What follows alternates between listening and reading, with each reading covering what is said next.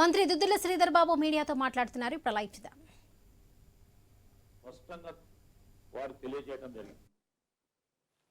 అదేవిధంగా ఈరోజు అనేక సందర్భాల్లో మనం పేపర్లో కూడా చూస్తా ఉన్నాం. సరే, ఓ మూసీ నది ప్రక్షాళన జరిగితే పరిశుభ్రమైన నీరు గాలి అందియాలనే ఆలోచన చేసిందని మేము కూడా అనుకున్నాం. వారు ముందుకు నడుస్తారని ఆలోచన చేసినాం. పేపర్ల వరకే పరిమితమై మాటలతోనే గడిపిన గత 9 సంవత్సరాలు ఇది కూడా మూసీ నది ప్రక్షాళన కూడా అదే విధంగా నడిచింది. అనేక సందర్భాల్లో మనం చూసినాం. 2020లో 22లో ఏ విధంగానైతే ఆ మూసీకి సంబంధించిన అటువైపు ఇటువైపు ఉన్న మన అన్నజల్లులు ఆ స్లమ్ ఏరియాస్ లో ఉంటున్న వారు, ఆ లో లైన్ లో లోతట్టు ప్రాంతాల్లో ఉంటున్న వారు ఏ విధంగా ముంపుకు గురైనరో స్పష్టంగా పత్రికల ద్వారా ఈరోజు ఈ విధంగా ఈ ప్రాంతాల్లో ఇదే చాదరగట్ ప్రాంతం. చాదరగట్ ప్రాంతంలో ఆ ప్రాంతంలో ఇంతవరకు నీటి ముంపు జరిగింది. ఒక్కటి కాదు, అన్ని పేపర్లో ఈ విధంగా రావటం జరిగింది.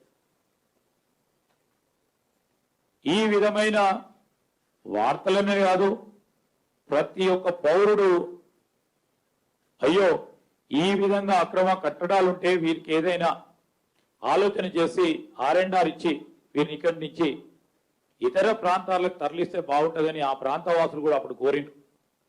చాలా సందర్భాల్లో ఇబ్బంది పడిన ప్రజానికం. దానికి తోడు మేము చెప్తా ఉన్నాము, ఈరోజు మళ్ళా ఒక ఎక్స్పర్ట్ కమిటీ 15/5/2019లో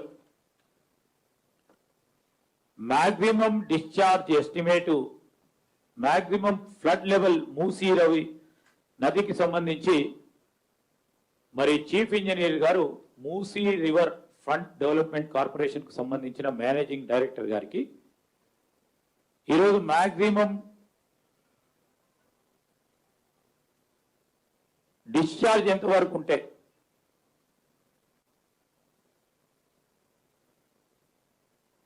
ఆ మ్యాక్సిమం డిశ్చార్జ్ కంటే ఎక్కువ ఒక క్యూసెక్ ఎక్కువైనా అనేక మందికి ప్రాణహాని కానీ ఆస్తి నష్టం కలుగుతుందని స్పష్టంగా వారు చెప్పడం జరిగింది. దానిలో భాగంగానే 15 మే 2019లో 1,50,000 క్యూసెక్స్ ఈ మినిమం డిశ్చార్జ్ కు సంబంధించి దానికంటే పైబెడుతూ జరిగిందంటే ప్రమాదకరమని వారు ఇచ్చిన రిపోర్ట్.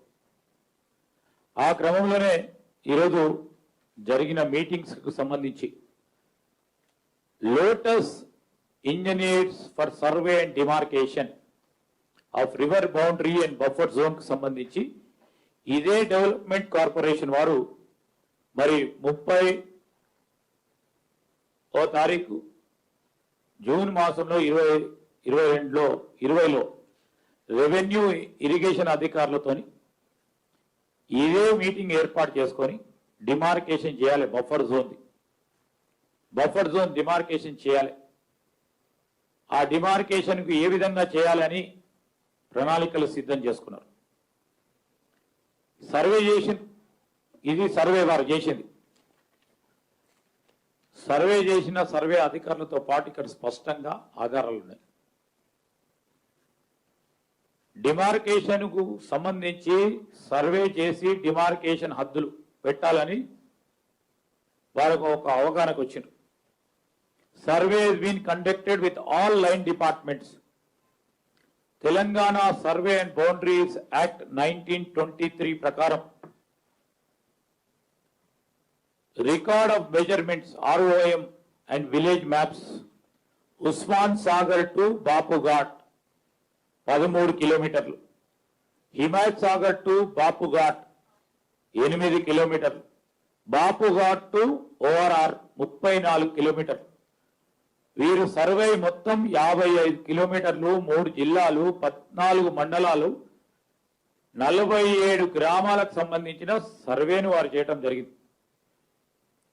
ఇది మేము కాదు ఫిక్స్ చేసింది, రివర్ బౌండరీస్ కి సంబంధించి fixation of buffer zone, fixation of river boundary and buffer zone అని ఇది మీరు చూస్తూ ఉంటే ఇదే ఫిక్స్ చేసి ఇక్కడ ఫిక్స్ చేసి మార్క్ చేసింది. ఇక్కడ మార్క్ చేసిన క్రమంలో ఈరోజు GOMS 7 ఏదైతే 2016 రూల్ 3(2) బౌండరీకి సంబంధించి మున్సిపల్ కార్పొరేషను, మున్సిపాలిటీ, నగర పంచాయతీ, HMDA, హుడాకు సంబంధించిన లిమిట్స్ లో ఈ GOMS 7 ప్రకారం రివర్ బౌండరీని నిర్ధారణ చేయడానికి ఒక జీవోను వారు తీసుకురావటం జరిగింది. దాని ప్రకారమే ఈరోజు వారు హద్దులు నిర్ధారణ చేసిండ్రు. దాని తర్వాత మ్యాప్స్ కూడా ఫిక్స్ చేసిండ్రు. ఏంది, మండల వైజ్ మ్యాప్స్ కూడా ఫిక్స్ చేసిండ్రు. ఇవన్నీ స్పష్టంగా వారు ఏ విధంగానైతే వారి ఆలోచన చాలా సందర్భాల్లో యుద్ధ ప్రతిపాదిక మీద అక్రమ కట్టడాలను తీసివేయాలని ఆలోచన చేసి ఆలోచన క్రమంలో వారు అనేక సందర్భాల్లో వారు చెప్పి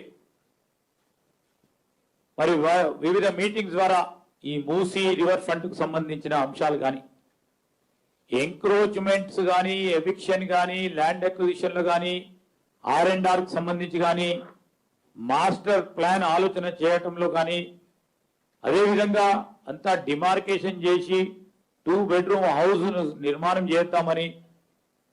చేసి వారికి ఇద్దామని కానీ దాని తదుపరి పక్కన పడేసారు. దాని తదుపరి దాన్ని పక్కన పెట్టారు. ఆ రోజు వారు ఆలోచన చేస్తే మంచి కార్యక్రమం. ఈరోజు కాంగ్రెస్ పార్టీ ప్రభుత్వం వచ్చి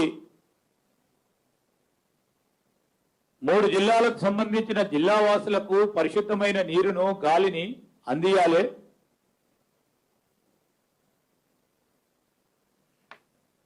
భావి తరాలకు సంబంధించి ఒక మంచి వాతావరణంలో మన నగరాన్ని నిర్మాణం చేయాలి.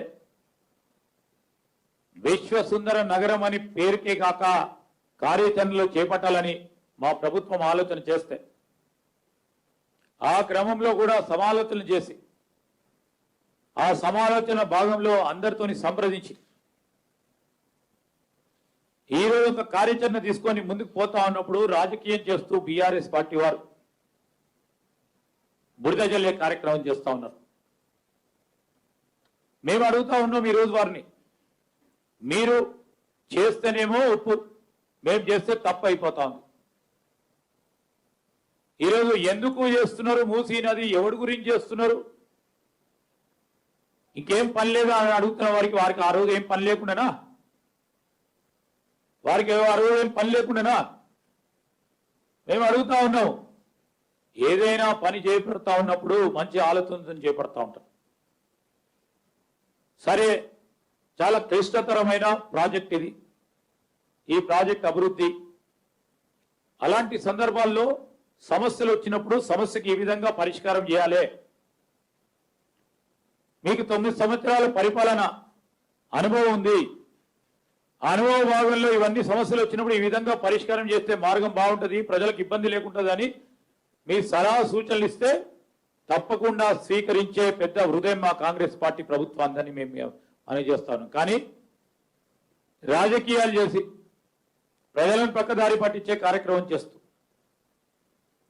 ఈరోజు బీఆర్ఎస్ పార్టీ ఏ విధమైన రాజకీయం చేస్తా ఉందంటే, ప్రజలు ఇబ్బంది పడతా ఉన్నప్పుడు ఇబ్బందులకు వారితో షేర్ చేసుకొని సమస్యను ఏ విధంగా పరిష్కారం చేద్దామని ఆలోచన పోకుండా ఇంకా సమస్యను జటిలం చేస్తూ, వారి సమస్యను ఇంకా జటిలం చేస్తూ వారికి ఇంకా ఇబ్బంది పెట్టే కార్యాచరణ తీసుకుంటాను సందర్భంలో ఈరోజు ప్రజానికానికి మేము ఈ సందర్భంలో తెలియజేయడానికి మేము ఇవన్నీ స్పష్టంగా చెప్తా ఉన్నాం. మేము అడుగుతా ఉన్నాం, మీ అనుభవ రీత్యా అనేక సందర్భాల్లో మరి ఆనాడు ఉన్న ముఖ్యమంత్రి గారు కేసీఆర్ గారు చెప్పారు, కొంతమంది ఆరంభం ఏ పని చేయరన్నారు, ఆరంభం చేసిన వారు చేసినట్టే చేసి వదులుతా అన్నారు. ఇది వారికి సంబంధం. కానీ ధైర్యం, పట్టుదల, కార్యదీక్షకులు ఆ పనిని పూర్తి స్థాయిలో చేసి